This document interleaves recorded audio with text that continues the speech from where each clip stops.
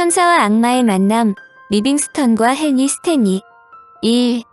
1871년 10월 아프리카 오지인 우지지에서 영양실조와 말라리아로 거의 죽음을 눈앞에 둔 리빙스턴 박사가 미국의 스탠리 기자에 의해 발견된 것은 아프리카 탐험 사상 가장 극적인 사건 중의 하나로 알려진다. 이들의 만남이 아프리카 탐험 사상 가장 가슴이 벅찬 장면으로 알려지는 것은 그들이 만날 수 있는 확률은 모래사장에서 바늘을 찾는 것보다 더 어렵다고 생각되기 때문이다. 그러나 이들의 만남은 아프리카로서는 가장 불행한 순간인 동시에 지구상에서 가장 사악한 사건이 태동하는 순간이기도 하다. 그것은 리빙스턴이 스탠리와 헤어지면서 자신이 탐험한 지역을 그린 지도 한 장을 스탠리에게 주었기 때문이다. 리빙스턴은 틈날 때마다 자신이 탐험한 곳을 지도로 만들었다. 미지의 아프리카 대륙이 그의 발길을 따라 조금씩 베일을 벗어간 것인데 그가 스탠리에게 자신이 평생을 걸쳐 탐험한 지도를 준 목적은 매우 단순하다. 자신이 그동안 신봉한 아프리카 기독교화와 노예사냥 금지에 힘을 써달라는 것이다. 그러나 리빙스턴이 선의의 목적으로 스탠리에게 준 한 장의 지도는 아프리카 현대사를 완전히 뒤바꾸어 놓았다.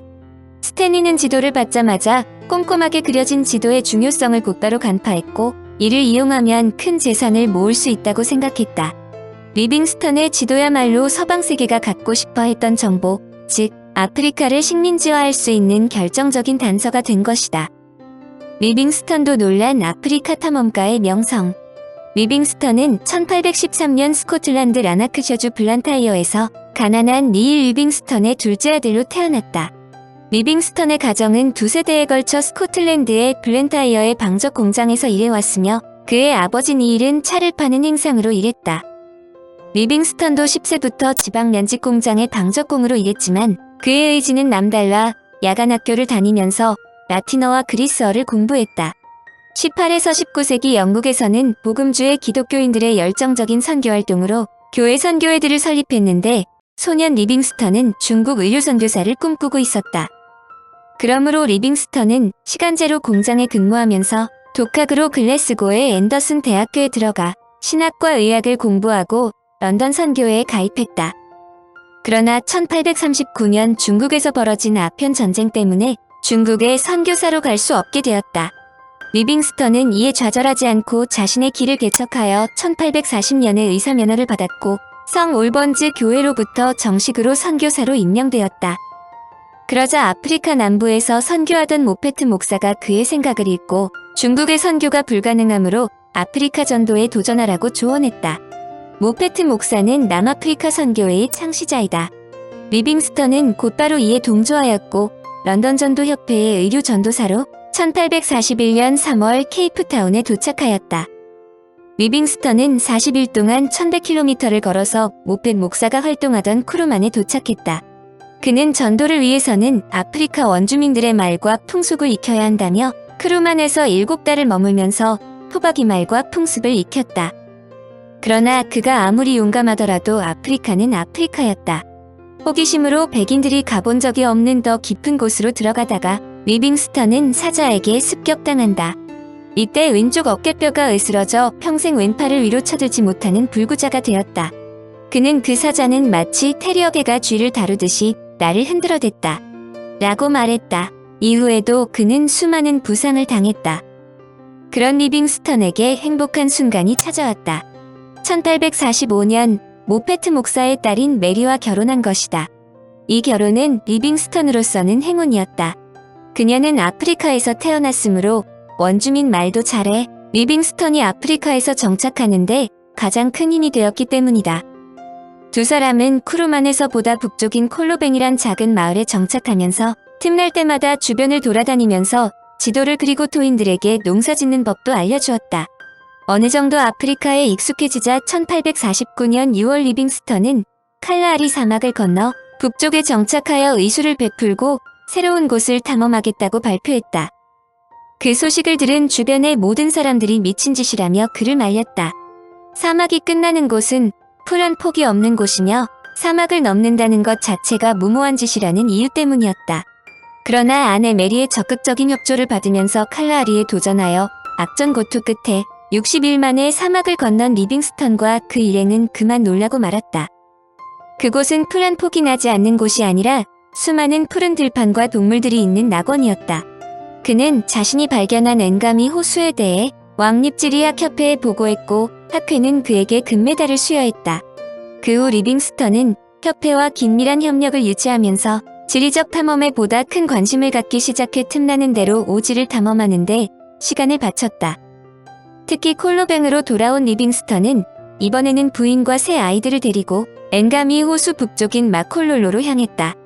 하지만 동행한 가족들의 잦은 병치레로 그들을 영국으로 보냈는데 그들이 콜로뱅의 집을 비운 사이 토인들을 잡아 팔던 네덜란드계 보호인들이 마을을 습격하였다.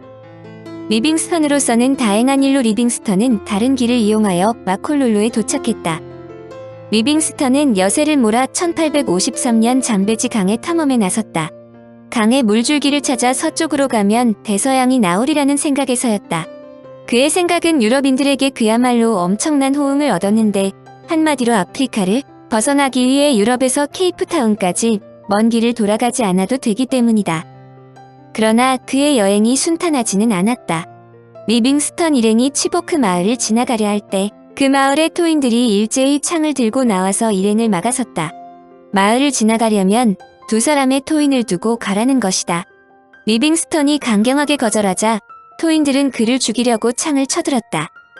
리빙스턴은 그들에게 총을 겨누고 토인 대신 소 한 마리를 주겠다고 제안하여 다행히 위기를 모면했다. 그에 의해 구출된 토인들은 그를 추장에 대한 경칭인 빠빠라고 불렀다고 한다. 이후 사나운 토인들의 많은 방해와 온갖 어려움이 있었지만 1854년 드디어 포르투갈 식민지 항구 루안다에 도착했다. 이는 오지에서 서해안으로 나가는 길을 발견했다는 뜻이다. 그러나 이 여행으로 쇠약해진 리빙스턴은 영국 군함으로 옮겨져 간호를 받았다.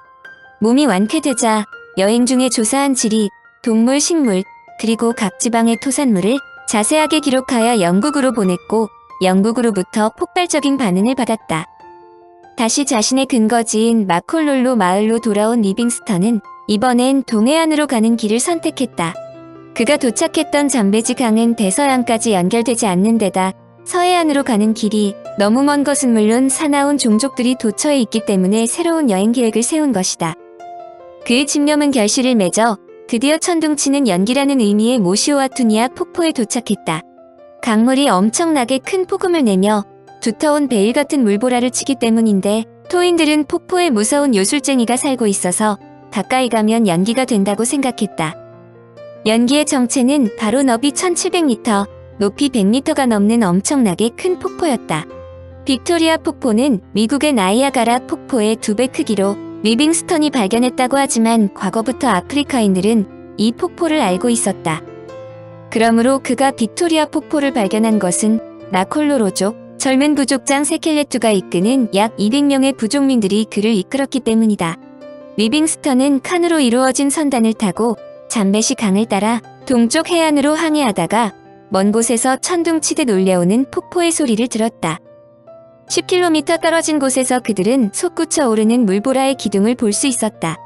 폭포 가장자리에 있는 한 섬에 상륙했고 리빙스턴은 아래편으로 펼쳐지는 믿을 수 없는 장관을 바라보았다. 리빙스턴은 이 폭포의 영국 여왕의 이름을 따서 빅토리아 폭포라는 이름을 붙였다. 훗날 그는 빅토리아 여왕에게 자신이 아프리카에서 목격한 가장 놀라운 광경에 대해 구술했는데 레이드 딕이 조각한 리빙스턴의 동상은 빅토리아 폭포에 있는 마을 외부에 1934년에 세워졌는데 물론 악마의 폭포를 바라보며 서 있다. 그리고 1856년 5월 마침내 잠베지강이 인도양으로 흘러드는 곳 켈리만에 다다랐다. 리빙스턴은 16년 만에 아프리카 동서를 가로지른 최초의 유럽인이 되었는데 이를 리빙스턴의 제1차 탐험이라고 한다. 물론 리빙스턴이 최초로 동서를 가로지른 사람은 아니다. 학자들은 리빙스턴보다 50여 년 전에 혼혈 노예상인 페드로 바티스타와 아나스타시오 호세가 중앙아프리카를 횡단했다고 인정한다. 1856년 12월 리빙스턴은 자신이 탐험한 것을 학회에 보고하기 위해 영국을 방문했다. 그런데 그는 영국에 도착하자마자 국민적인 영웅으로 환영을 받았다.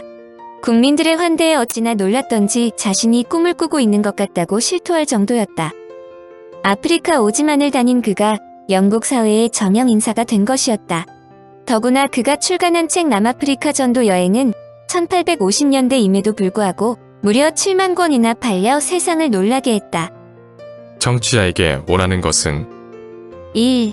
구독 2. 좋아요